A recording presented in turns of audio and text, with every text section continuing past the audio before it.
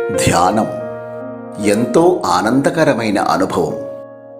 కానీ బయటకు శాంతంగా కనిపించేవాళ్ళు అంతర్ముఖంగా కూడా శాంతంగా ఉంటారా? మన మెదడు ఒక గుడ్డు లాంటిది. అందులో లెక్కలేనంత సామర్థ్యం ఉంది. అది సరైన పద్ధతిలో ధ్యానం చేస్తే మాత్రమే మనం వర్తమాన స్థితిలో ఉండి సత్యం వెలుగులో ప్రకాశవంతులం అవుతాం. కానీ ఎల్లప్పుడూ అలా జరగదు.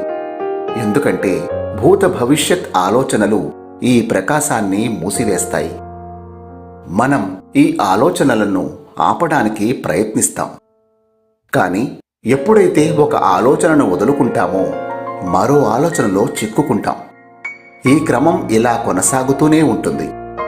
అలా శాంతిని కనుగొనే ప్రయత్నంలో మనం అలసిపోతాం. ధ్యానం చేయడం అసాధ్యం అనిపిస్తుంది. కానీ ఎలాంటి కష్టం లేకుండా మన విచారాన్ని దూరం చేయగలమా? సత్యం యొక్క నిజస్వరూపాన్ని చూడగలమా? అవును అంటుంది సహజయోగ ధ్యానం.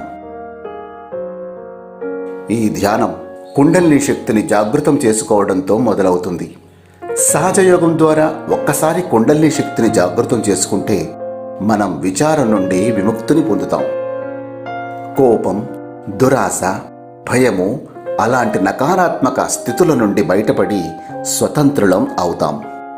సహజయోగ ధ్యానం చేసేటప్పుడు మన మూలాధారంలో నిద్రాణ స్థితిలో ఉన్న కుండలిని శక్తి ఒక్కసారిగా పైకి లేచి అన్ని చక్రాలను దాటుకుంటూ తల మాడుపై ఉన్న సహస్రారాన్ని తాకి చుట్టూ ఉన్న పరమ చైతన్య శక్తితో అనుసంధానం చెందుతుంది. పరమ చైతన్య శక్తిని మనలో ఉత్థానం చెందిన కుండలిని శక్తి కలిసిన మరుక్షణం మన అంతర్గత నాడీ వ్యవస్థ వికాసం చెందుతుంది.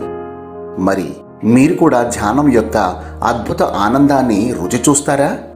అయితే రండి, సహజయోగ ధ్యానం సాధన చేద్దాం.